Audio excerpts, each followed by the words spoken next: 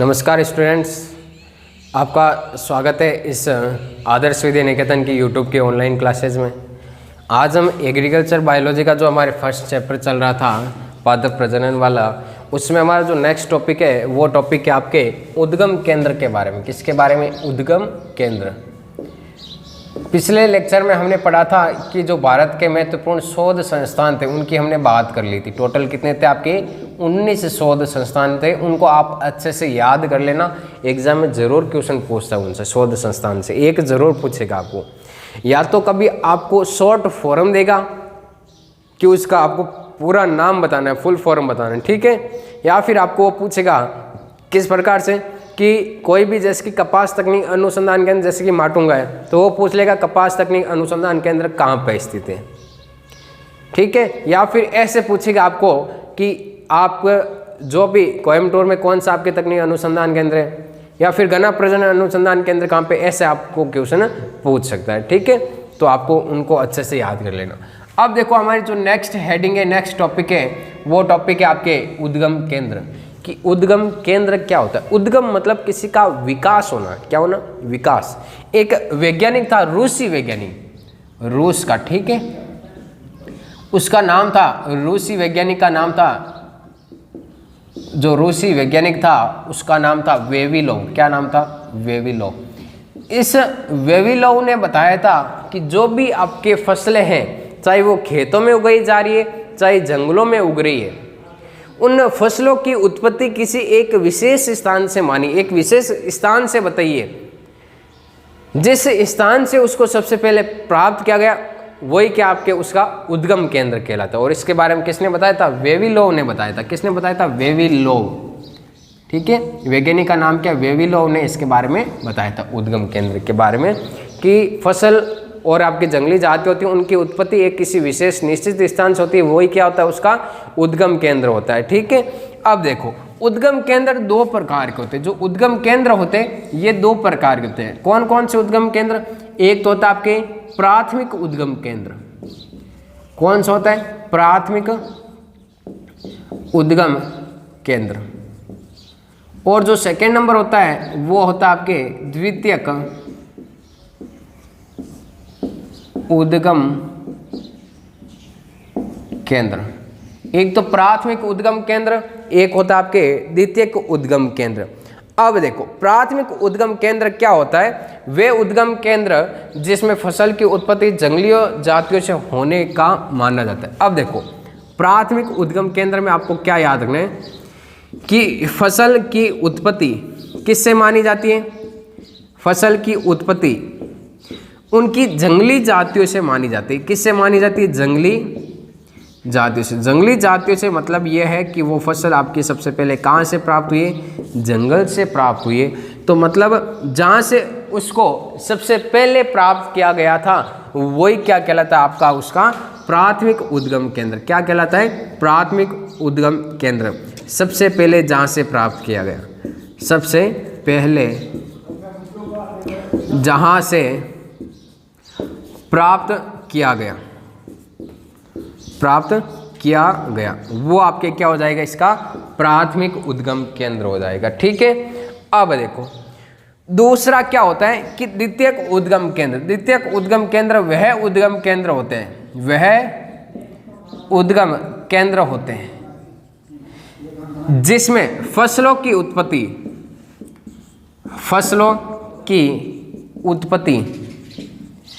कृषि प्रजातियों से मानी जाती है, या कृषि फसली प्रजातियों से मानी जाती है। कृषि फसली प्रजातियों से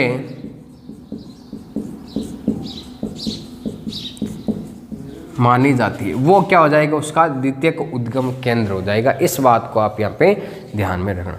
अब देखो कोई भी फसल प्राप्त करते हैं वो सबसे पहले कहाँ से प्राप्त करते हैं? जंगल से हमें प्राप्त हुई है हर फसल की उत्पत्ति कहाँ से मानी जाती है? जंगल से। मतलब वो उसका क्या? प्राथमिक उद्गम केंद्र सबसे पहले कहाँ से प्राप्त किया गया? और कृषि जनजातीय जो आपके कृषि फसली प्रजातियां हैं उनसे जो फसलों की उत्पत्ति होती है वो क्या हो जाएगा? उसका द्वितीयक उद्गम केंद्र। मतलब दूसरी बार उस फसल को जहां से प्राप्त किया गया वही आपके इसमें क्या कहलाता है, द्वितीयक उद्गम केंद्र कहलाता है। ठीक है, तो उद्गम केंद्र के बारे में सबसे पहले किसने बताया था, वेविलोव ने बताया था। दो प्रकार के होते हैं उद्गम केंद्र, एक तो प्राथमिक उद्गम केंद्र, द्वितीयक उद्गम केंद्र। प्राथमिक मतलब जंगली जातियों से जिन फसल की उत्पत्ति हुई है वो इसका प्राथमिक उद्गम केंद्र, और कृषि फसली प्रजातियों से जिन फसलों की उत्पत्ति हुई है वो आपके द्वितीयक उद्गम केंद्र कहलाते हैं।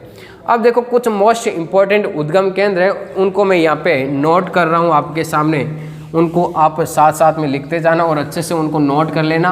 एग्जाम में कभी पूछ सकता है कि इस फसल की उत्पत्ति कौन से स्थान से हुई है, कौन से देश से हुई है।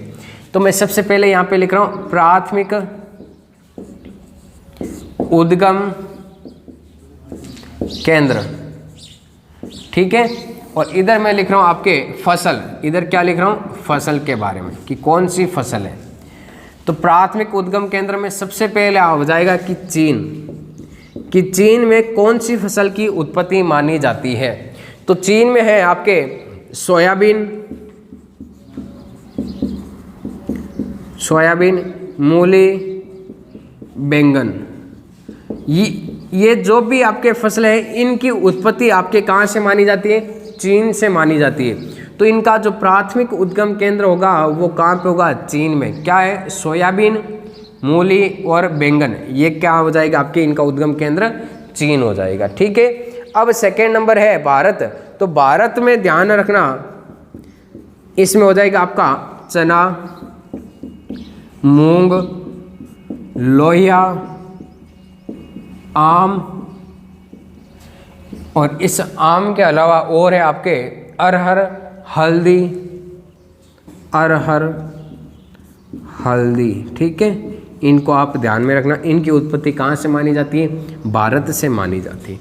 चीन और भारत के बाद में अगला है आपके मध्य एशिया, जिसे हम अफगानिस्तान भी कह सकते हैं। क्या कह सकते हैं, अफगानिस्तान।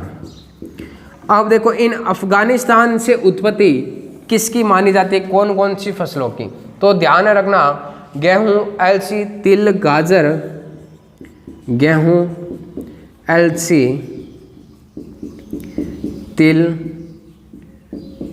गाजर, और इसके बाद में हो जाएगा आपके इसमें बादाम, अंगूर, सेब, प्याज, लहसुन, अंगूर और बादाम। ठीक है। अब देखो भारत, अफगानिस्तान, इसके बाद में अगला होता है आपके एशिया माइनर, या आप एक ले लो इसमें मध्य अमेरिका, सॉरी दक्षिण अमेरिका ले लो। ठीक है, जो मेन है वही लिखो आप, दक्षिण अमेरिका का आप याद कर लेना कि दक्षिण अमेरिका में किस किस की उत्पत्ति मानी जाती है। तो दक्षिण अमेरिका में जो उत्पत्ति मानी जाती है वो होती है आपके मक्का, मूंगफली, अनानास, आलू, इनकी उत्पत्ति कहाँ से मानी जाती है, आपके दक्षिण अमेरिका से मानी जाती है। इसके अलावा आप इसमें टमाटर और तंबाकू भी लिख सकते हो। ठीक है, टमाटर और तंबाकू, इनकी उत्पत्ति कहाँ से मानी जाती है, आपके दक्षिण अमेरिका से मानी जाती है। तो आपके जो मोस्ट इम्पोर्टेंट आपके उद्गम केंद्र थे वो आप ध्यान में रखना कि चीन है, चीन में आपके सोयाबीन, मूली, बैंगन, इनकी उत्पत्ति। भारत में चना, मूंग, लोहिया, आम, अरहर, हल्दी। अफगानिस्तान में गेहूं, अलसी, तिल, गाजर, प्याज, लहसुन, अंगूर और बादाम। और दक्षिण अमेरिका में ये फसलें, इनकी उत्पत्ति कहाँ से मानी जाती है, आपके इन देशों से मानी जाती है, और इनको आप ध्यान में रखना। पूछ सकता है कि चीन में कौन कौन सी फसलों की उत्पत्ति हुई है, या सोयाबीन की उत्पत्ति, या इसका प्राथमिक उद्गम केंद्र कहाँ पे है, अलसी का प्राथमिक उद्गम केंद्र कहाँ पे है, टमाटर का प्राथमिक उद्गम केंद्र कहाँ पे है, मक्का का प्राथमिक उद्गम केंद्र कहाँ पे है। इन बातों को आप यहाँ पे ध्यान में रखना। ठीक है। इसके बाद में अगली जो हमारी डेफिनेशन आती है, टॉपिक है अगला, वो टॉपिक है आपके संकरण के बारे में। किसके बारे में, संकरण, कि संकरण क्या होता है, कि संकरण क्या होता है। इस संकरण में ध्यान रखना, दो अलग अलग जीन प्रारूप वाले, दो भिन्न भिन्न लक्षणों वाले पादपों के मध्य क्या है, देखो डेफिनेशन क्या है, दो भिन्न भिन्न लक्षणों वाले पादपों के मध्य, या फिर इनमें लिख सकते हो कि जो पादप होते हैं उनके पुष्पों के मध्य, या पुष्पों के मध्य परागण की क्रिया, परागण की क्रिया को संकरण कहते हैं। क्या कहते हैं? संकरण कहते हैं। ठीक है, दो भिन्न भिन्न लक्षणों वाले पादपों के मध्य या दो भिन्न भिन्न लक्षणों वाले पुष्पों के मध्य आपके क्या करवाया जाता है? परागण करवाया जाता है, तो आपके क्या कहलाता है? संकरण करवाता है। ठीक है, अब देखो इसमें संकरण होता है वो दो प्रकार का होता है। कितने प्रकार का? दो। एक तो अंतर प्रभेदी संकरण, एक दूरस्थ संकरण। एक तो होगा आपके अंतर प्रभेदी संकरण, एक क्या होगा आपके? अंतर प्रभेदी संकरण, अंतर प्रभेदी संकरण। एक होगा आपके दूरस्थ संकरण। अब देखो अंतर प्रभेदी मतलब क्या होता है कि एक ही जाति के मध्य क्या करवाया जाता है? संकरण करवाया जाता है, वो अंतर प्रभेदी। और दूरस्थ मतलब दो अलग अलग जातियों के मध्य जब संकरण की प्रक्रिया करवाई जाती है तो वो कौन सा हो जाएगा? दूरस्थ। एक ही जाति के मध्य, एक ही जाति के मध्य संकरण करवाना, वो आपके क्या कहलाता है? अंतर प्रभेदी संकरण। दूरस्थ संकरण, दूरस्थ संकरण में क्या हो जाएगा कि दो अलग अलग जातियों के मध्य, दो अलग अलग जातियों के मध्य संकरण करवाना, वो आपके क्या कहलाता है? दूरस्थ संकरण कहलाता है। ठीक है, तो यहाँ पे संकरण होता है वो दो प्रकार का होता है, अंतर प्रभेदी संकरण और दूरस्थ संकरण। ठीक है, अब देखो अंतर प्रभेदी संकरण में क्या होता है कि एक ही जाति के मध्य संकरण करवाया जाता है, वो आपके अंतर प्रभेदी संकरण। और दूरस्थ संकरण में क्या होता है? दो अलग अलग जातियों के मध्य जब संकरण की प्रक्रिया करवाई जाती है तो वो आपके दूरस्थ संकरण होता है। ठीक है, अब देखो संकरण की इस प्रक्रिया में कुछ आपकी प्रक्रिया की जाती है, तो उन प्रक्रियाओं में एक वर्ड ध्यान में रखना, एक प्रोसेस होती है हमारी विपुंसन, एक प्रोसेस है, एक परिभाषा, इस परिभाषा को आप ध्यान में रखना, विपुंसन। बाकी वाली जो क्रिया है वो हम कल पढ़ेंगे। ठीक है, देखो विपुंसन क्या होता है। विपुंसन की परिभाषा ध्यान में रखना कि जैसे कि ये आपके पास एक यहाँ पे पादप है। ठीक है, जैसे कि मैं यहाँ पे पादप है, इस पादप के ऊपर ये आपके एक फूल लगा हुआ है। यहाँ पे इस फूल को मैं आपके इस प्रकार से बना देता हूँ।